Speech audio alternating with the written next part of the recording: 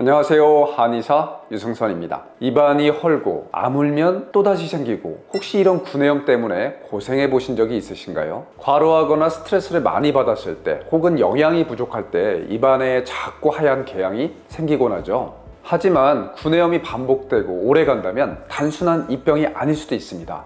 자가면역질환, 특히 베제트병으로도 구내염이 생길 수 있거든요.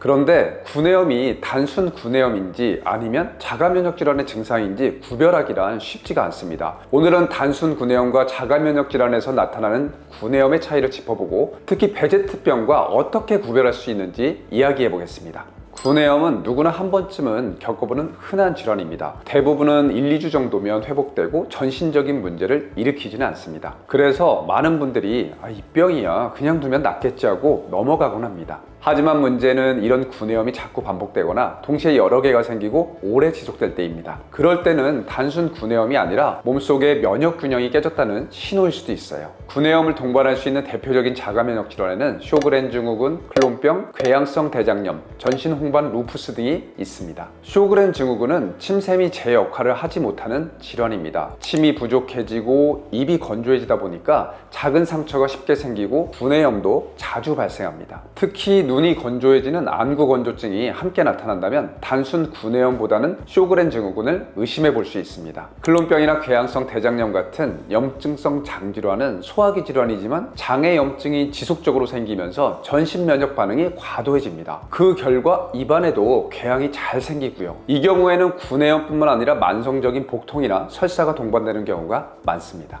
전신 홍반 루푸스는 피부 발진, 관절통, 피로감 등 여러 전신 증상과 구내염이 나타날 수 있습니다. 이처럼 반복되는 구내염은 꼭 입안 문제만이 아니라 몸 전체의 면역 체계가 보내는 경고 신호일 수 있습니다. 그 중에서도 특히 구강궤양이 대표 증상으로 가장 두드러지게 나타나는 질환이 바로 베제트병입니다. 베제트병은 자가면역성 혈관염 질환입니다. 자가면역이란 우리 몸의 면역 체계가 스스로의 혈관을 공격해 염증을 일으키는 병을 말합니다. 혈관염은 혈관에 염증이 생기는 질환을 의미하고요. 혈관은 온몸을 돌기 때문에 증상도 전신에 나타나게 되는데요. 구강궤양, 생식기 궤양, 그리고 눈에 염증이 생기는 포도막염, 피부에 나타나는 결절성 홍반이나 여드름 모양의 발진, 이 4가지 증상이 나타납니다. 그중 가장 대표적이고 흔한 증상이 바로 반복적인 구강궤양인데요. 실제로 많은 환자분들이 구내염이 계속 생겨서 병원을 찾았다가 베제트병을 알게 되었다고 이야기하곤 합니다.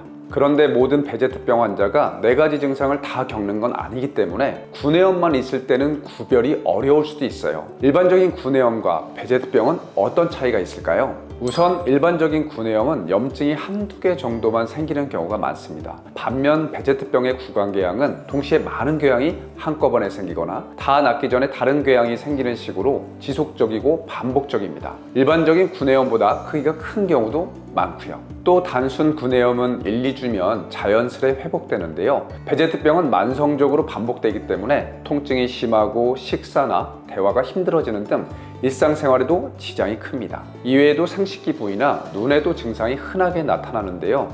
눈이 아프거나 충혈, 눈부심, 생식기 궤양이 나타날 수 있습니다.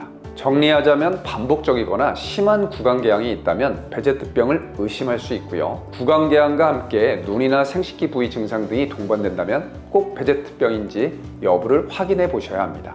구내염은 잘 쉬면 좋아지는 경우가 대부분입니다. 그래서 베제트병도 자가면역 질환이니까 잘 먹고 쉬면 좋아지지 않을까 이렇게 막연하게 생각하실 수 있는데요. 안타깝지만 그렇지는 않습니다. 베제트병은 몸의 균형이 무너지고 면역 반응이 과도해진 상태입니다. 이미 면역 기능에 문제가 생겨 염증 반응이 일어나고 있기 때문에 꼭 치료가 필요합니다. 단순히 증상만 억눌러서는 안 되고요. 체질과 전신 상태에 맞게 면역의 균형을 회복하고 염증 반응을 조절해야 합니다. 예를 들어 베제트병이라도 과도한 열로 염증이 생기는 사람이 있고 피로와 기력 저하로 염증이 생기는 사람은 치료도 달라집니다. 전신적인 상태를 살피고 그에 맞춰 치료 방향을 잡아야 합니다. 또 한 가지 중요한 건 생활관리입니다. 과로, 스트레스, 자극적인 음식은 증상을 악화시킬 수 있기 때문에 조절이 필요합니다. 하지만 구체적인 관리 방법은 개인의 체질과 증상 양상에 따라 달라집니다. 반드시 전문가와 상담해서 나에게 맞는 방법을 찾는 게 무엇보다 중요합니다. 베제트병 같은 자가면역 질환은 전신에 문제가 일어나고 방치하면 만성화되기가 아주 쉽습니다. 그냥 흔한 구내염이라고 넘긴다면 증상이 점점 더 심해질 수 있습니다. 겉으로 보면 작은 궤양 하나지만 작은 궤양 하나가 몸 전체의 균형이 무너졌다는 신호일 수 있습니다. 단순 구내염으로 치부하거나 인터넷 정보만 믿고 방치하지 말아야 합니다. 전문가와 상의해서 원인을 정확히 확인하고 나에게 맞는 관리와 치료 방법을 찾아보시길 권합니다. 이번 영상이 도움이 되셨길 바라며 다음에 더 유익한 정보로 찾아뵙겠습니다. 시청해주셔서 감사합니다.